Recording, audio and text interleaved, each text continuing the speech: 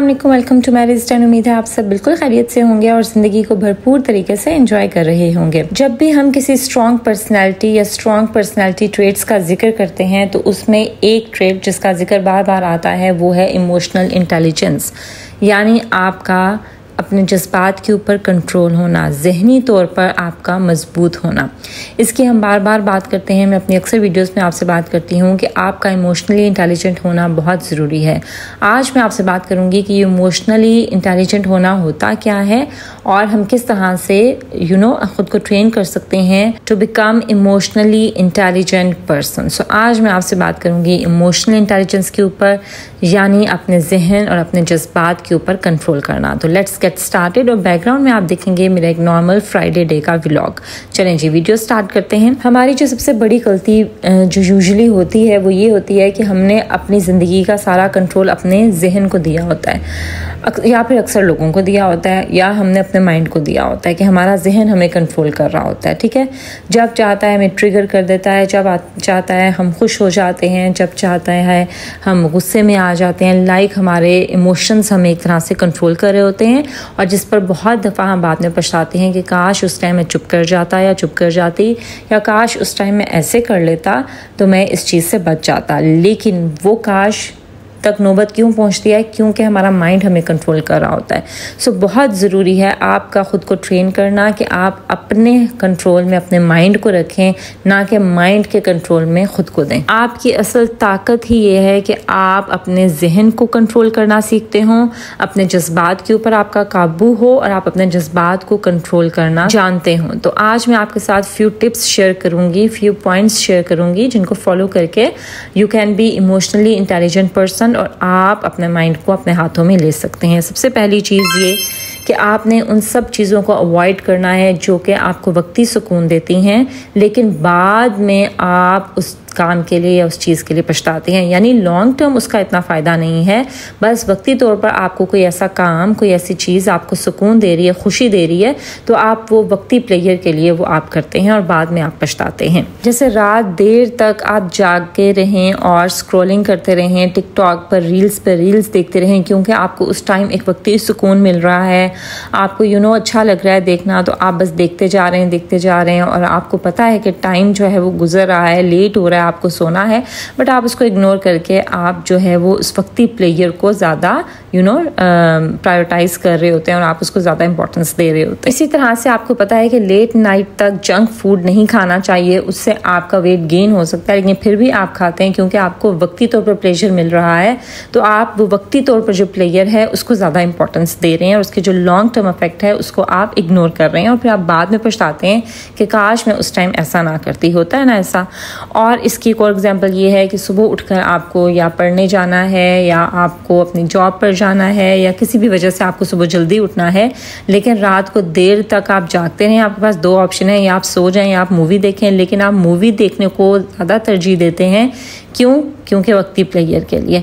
लेकिन बाद में आप सुबह जब आपकी आंख नहीं खुलती तो आप पछताती हैं कि काश मैं रात को जल्दी सो जाती या जल्दी सो जाता। इसलिए बाद में रिग्रेट करने से बेहतर है कि आप ये जो वक्ती सुकून देने वाली चीज़ें हैं इन पर कंट्रोल करना सीखें, इनको इग्नोर करना सीखें। एक बार, दो बार, तीन बार जब आप इसको करेंगी तो इंशाल्लाह आपका इसके ऊपर कंट्रोल आ जाएगा। और जो भी आप करें उसके लिए आप ये सोचें कि ये जो मैं कर रही हूँ ये मुझे क्या देगा, एक घंटे बाद मुझे इसका क्या फ़ायदा मिलेगा, एक दिन बाद मुझे इसका क्या फ़ायदा या नुकसान है, एक महीने बाद मुझे इसका क्या फ़ायदा या नुकसान है। अगर तो वो चीज़ आपको फ़ायदा दे रही है, गो फॉर इट, लेकिन अगर वो चीज़ आपको नुकसान दे रही है और सिर्फ वक्ती प्लेयर है, don't do it, ignore it, उसको इग्नोर कर दीजिए। ठीक है। फिर बहुत ज़रूरी है कि आप अपने जहन का इस्तेमाल करें। आपका दिल क्या चाह रहा है उसको ऊपर आप फोकस ना करें, बल्कि आपको करना क्या चाहिए, आपका एक आपकी जो अक्ल है वो क्या कहती है उसको हमेशा प्रायोरिटाइज करें। जैसे फॉर एग्जांपल अगर किसी ने आपके साथ बदतमीज़ी की है, आपका दिल कर रहा है उसको रख के थप्पड़ लगाऊं, लेकिन आपकी अक्ल क्या कहती है कि अभी जो है इसको रिएक्ट करना, रिस्पॉन्ड करना जो है वो बेवकूफ़ी है, यहाँ पर खामोश हो जाया जाए। तो हमेशा अकल की बात माने, जो आपके इम्पल्सिस कह रहे हैं, जो आपका दिल कर रहा है उसकी तरफ मत जाएं। जैसे अगर कोई हमसे बदतमीजी करता है, हम जवाब में चीखते हैं, चिल्लाते हैं, हमारे ज़ुबान से अक्सर वो अल्फाज निकल आते हैं जिस पे हम बाद में पछता रहे होते हैं। सो अगर कोई अगला इंसान या कोई सिचुएशन आपको ट्रिगर कर रही है, कुछ देर के लिए खामोश हो जाएं, खुद को टाइम दें, 1 मिनट तो एटलीस्ट खुद को टाइम दें और फिर सोचें कि ये जो मेरा दिल कर रहा है करने को, कि मैं इस इंसान को थप्पड़ लगा दूँ या इसको मैं इसके आगे शाउट करूँ या इसको मैं गाली का जवाब गाली से दूँ, तो ऐसा करने से मुझे क्या फ़ायदा होगा? क्या ये चीज़ मुझे फ़ायदा देगी या मुझे मज़ीद ख़राब करेगी? आपका जहन तो कहेगा कि रख कर इसको जवाब दो, लेकिन आपकी अक्ल कहेगी कि अपने सुकून को किसी और के कंट्रोल में मत दो, किसी और को इतना अख्तियार ना दो कि अपने अल्फाज से आपके सुकून को तबाह कर दे। बस आप क्या करें, आप बस हल्की सी स्माइल करें, खामोश हों और मूव ऑन कर जाएं। ये उसके लिए बेहतरीन जवाब होगा, ठीक है। सो जब भी आप अगले की बात पर रिएक्ट करते हैं ना, आप अपना कंट्रोल दूसरों के हाथों में दे रहे होते हैं, ये याद रखिए, ठीक है। सो जब भी कोई अगला इंसान आपको ट्रिगर कर रहा हो, आप खुद की ट्रेनिंग ऐसे करें कि आपने आप उसकी बातों से आपने अफेक्ट नहीं होना। आपने अपने इमोशंस का कंट्रोल दूसरों के हाथ में नहीं देना कि वो जब चाहें आपको गुस्सा दिला दें, जब चाहें आपको खुश कर दें। ये जो आपको मैंने एक हैबिट बताई है ना कि आप रिएक्ट करने से पहले सोचें, खुद को 1 मिनट एटलीस्ट दें और सोचें। उससे आप देखेंगे कि आपके अंदर किस हद तक बेहतरी आएगी और आप अपने इमोशंस के ऊपर कंट्रोल कर लेंगे और बहुत बार आप रिएक्ट नहीं करेंगे, आप खामोश हो जाएंगे या आप हल्की सी मुस्कुराहट के साथ मूव ऑन कर जाएंगे। फिर देखिएगा कितना पॉजिटिव चेंज आता है आपकी ज़िंदगी में। उसके अलावा बहुत ज़रूरी है अपनी 5 सेंसेस को देखना, क्योंकि हमारे दिमाग में, हमारे जहन में जो भी जा रहा होता है ना, वो इन 5 सेंसेस के थ्रू जा रहा होता है। हम देख क्या रहे हैं, हम सुन क्या रहे हैं, हम खा क्या रहे हैं, हम टच क्या कर रहे हैं, हम स्मेल क्या कर रहे हैं। सो जो भी सिग्नल्स हमारे माइंड में जाते हैं ना, हमारे सेंसेस के थ्रू जाते हैं। तो हमने इनको देखना है कि इनके थ्रू क्या चीज़ हमारे माइंड में एंटर हो रही है। मैंने एक जगह पढ़ा था कि हमारा जहन एक ब्यूटीफुल गार्डन की तरह है और आपकी जितनी 5 सेंसेस है ना, वो 5 गेट हैं उस गार्डन के। अब आपने देखना है कि आपने उस खूबसूरत गार्डन के अंदर कोई गंदी चीज़ जाने देनी है या आपने उसकी खूबसूरती के लिए कोई चीज़ उस गेट के अंदर एंटर होने देनी है। सो आप क्या देख रहे हैं? अगर आप नेगेटिव बातें सुनते रहते हैं ना, जैसे फॉर एग्जांपल अगर आप टॉक्सिक लोग, टॉक्सिक सिचुएशन, नेगेटिव लोग, नेगेटिव बातें, उनके बारे में ये रील्स देखते रहें या वीडियोस देखते रहें या पढ़ते रहें, तो आपको अपने इर्द गिर्द हर इंसान, हर सिचुएशन नेगेटिव दिखने शुरू हो जाएगी, ठीक है। सो आप अपने माइंड को फीड क्या कर रहे हैं, वो बहुत ज़रूरी है आपके इमोशंस को कंट्रोल करने में। सो हमेशा वो चीज़ें देखें जो कि पॉजिटिविटी लेके आएँ आपके माइंड में। ऐसे लोगों को सुनें, ऐसे लोगों को देखें, ऐसी किताबें पढ़ें जिससे आपकी ज़िंदगी में पॉजिटिविटी आए, जिससे आप बेहतर सोचें, ना कि आप नेगेटिव सोचें, बल्कि आप हर चीज़ का पॉजिटिव साइड आप देखें और उसके बारे में सोचें। इसी तरह से कुछ लोगों की आदत होती है बिला वजह डिप्रेसिंग म्यूज़िक सुनना, सैड म्यूज़िक सुनना, तो उससे आपका मूड डिप्रेसिंग हो रहा होता है, आप सैड हो रहे होते हैं, आप ऐसे मोमेंट्स को याद कर रहे होते हैं जो कि पेनफुल होते हैं। सो इसके ऊपर भी आपने कंट्रोल करना है कि आप क्या सुन रहे हैं, क्या देख रहे हैं, क्या टच कर रहे हैं, क्या आप कर रहे हैं थ्रू योर 5 सेंसेस। आप अपने जहन में क्या लेकर जा रहे हैं, बहुत ज़रूरी है। कुछ लोगों की आदत होती है सुबह सुबह उठ के न्यूज़ लगाते हैं, न्यूज़ में अक्सर जो है वो नेगेटिव न्यूज़ ही आ रही होती हैं।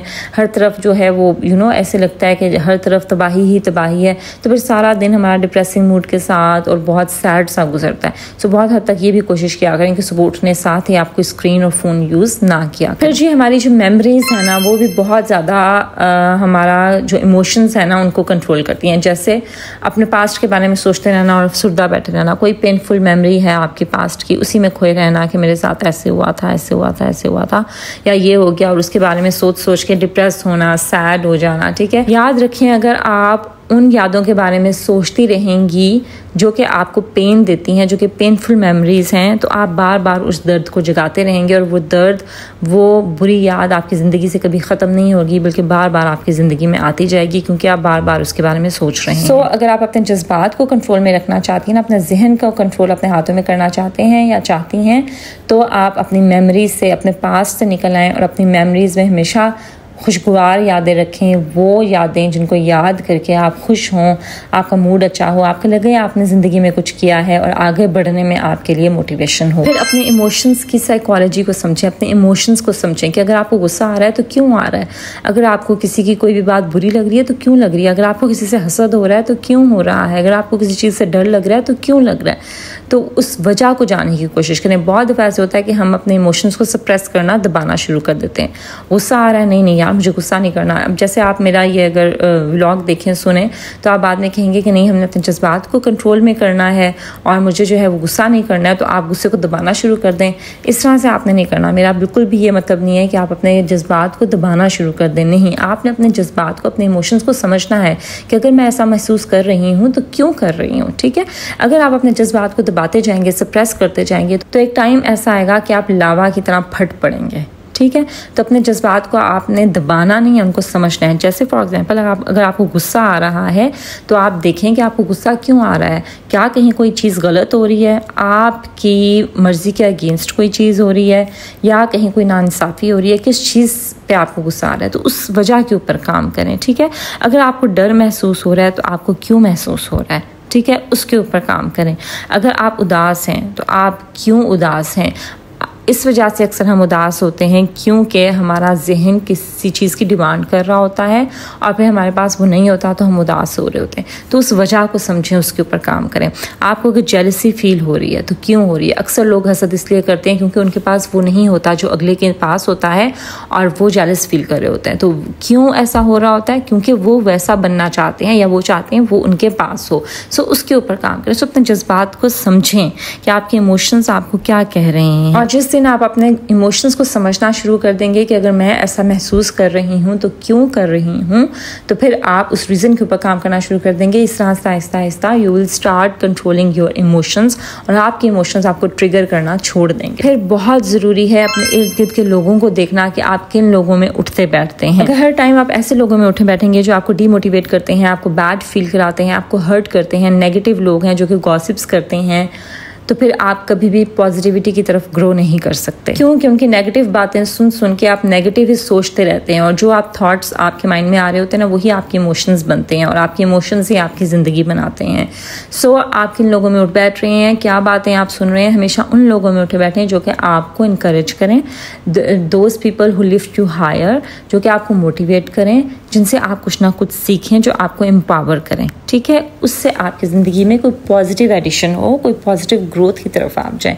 हमेशा ऐसे लोगों को अपनी ज़िंदगी में शामिल कीजिए। फिर एक बहुत बड़ी गलती जो हम करते हैं, और अक्सर हम ये औरतें कर रही होती हैं, और हम समझते हैं कि हमारी ये पावर है, दैट इज़ मल्टीटास्किंग, कि हम एक वक्त में बहुत सारे काम करें। नहीं, अब ये मल्टीटास्किंग का जो एक है ना, एक टर्म है, ये एक बैक एंड पे चली गई है।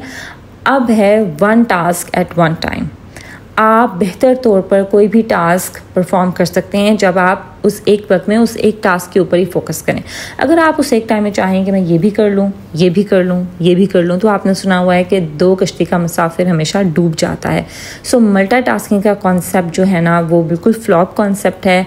आप एक टाइम पर एक ही काम करें, पूरे फोकस के साथ, पूरा अपना जहन दिमाग लगा के आप उस काम के ऊपर फोकस करें, तो फिर जो है आप उसको बेहतर तरीके से कर सकते हैं। और इससे आप अपने इमोशंस के ऊपर भी काम करते हैं, अपने जज्बात के ऊपर भी काम करते हैं। क्योंकि अक्सर जब आप एक टाइम पे ज़्यादा काम कर रहे होते हैं तो आप पैनिक हो रहे होते हैं, आपको गुस्सा आ रहा होता है, आपको एट लास्ट समझ नहीं आता कि मैं किस तरफ जाऊँ, क्या करूँ, क्या ना करूँ। एक टाइम पर जब आप ज़्यादा काम कर रहे होते हैं ना, तो आपके जहन को भी काम समझ नहीं आ रहा होता कि मैं किस तरफ ज़्यादा फोकस करूँ। So it keeps on jumping. जैसे एक मंकी जंप कर रहा होता है ना, इसी तरह आपका माइंड जो है वो उछल रहा होता है, जंपिंग कर रहा होता है, उसको समझ नहीं आ रही होती मैं किस तरफ जाऊँ, किस तरफ ना जाऊँ।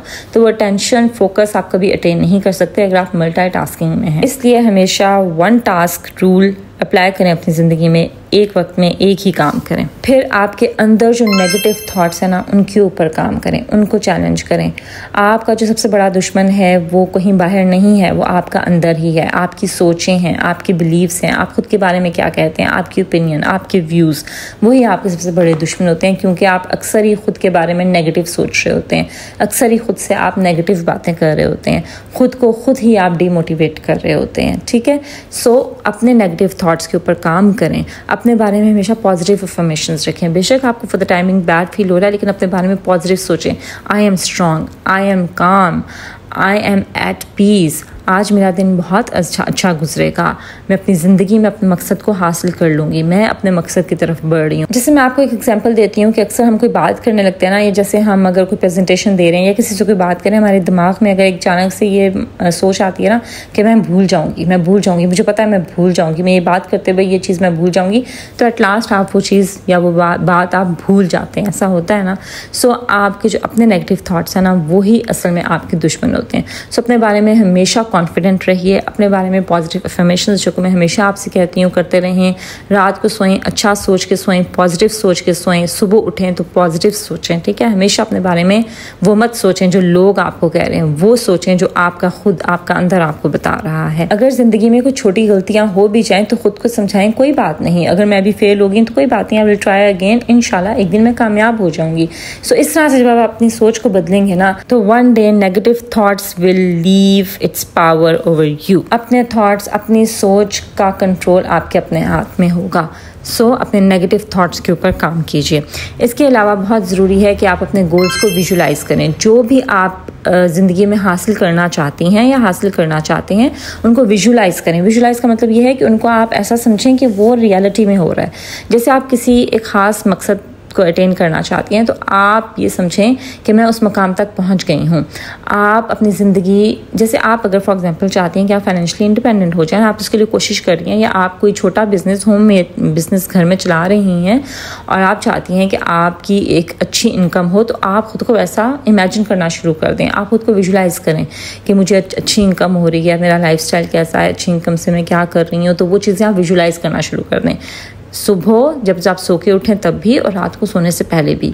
ये चीज़ें आपको बहुत पॉजिटिव इम्पैक्ट करेंगी आपकी लाइफ के ऊपर। बहुत मशहूर एक सेइंग है, कहा जाता है live it before you achieve it, कि इससे पहले कि कोई चीज़ आपको हासिल हो आप उसको जीना शुरू करते हैं तो फिर एट लास्ट वो चीज़ आपको हासिल हो जाती है। जब आप डेली अपने ड्रीम्स को विजुलाइज करना शुरू कर देते हैं ना तो एट लास्ट आपका ब्रेन ये इस चीज़ पे बिलीव करना शुरू कर देता है कि ये रियलिटी है, उसको रियलिटी समझना शुरू कर देता है और एट लास्ट वो चीज़ वाकई दर हकीकत आपकी ज़िंदगी में हो जाती है। इसको हम साइंस की ज़ुबान में मैनिफेस्टेशन कहते हैं और हमारे दीन में इसको तवक्कुल कहा जाता है कि अगर आपका अल्लाह के ऊपर तवक्कुल हो कि नहीं ऐसा होगा, ज़रूर ऐसा होगा, अल्लाह ताला ज़रूर मुझे इस रास्ते से इस मुश्किल से निकालेंगे, या ज़रूर मुझे ये जो भी आप चाहते हैं वो आपके ख्वाब अल्लाह ताला ज़रूर पूरे करेंगे, तो एट लास्ट वो हो जाता है क्योंकि आपका बिलीफ, आपका जो तवक्कुल है वो इतना स्ट्रांग होता है।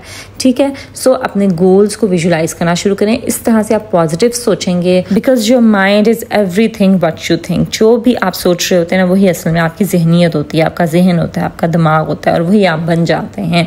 हमेशा अच्छा सोचें।